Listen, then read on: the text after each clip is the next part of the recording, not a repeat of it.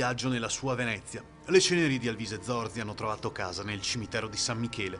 Sono state trasportate con un piccolo corteo acqueo partito dalla casa del figlio Pier Alvise sul Canal Grande davanti al tribunale e proseguito fino al Rio di Noale per terminare al Camposanto.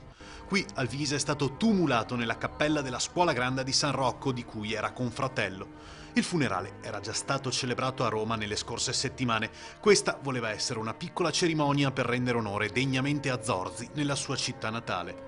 Numerose le persone accorse per l'ultimo saluto con tanto di alzaremi al doge. Si sono radunate in erbaria, in corte del Remer, al mercato di Rialto e lungo le rive, oppure seguendo il corteo in barca. Una messa in suffragio è in programma martedì 14 giugno alle 11 a San Giovanni e Paolo.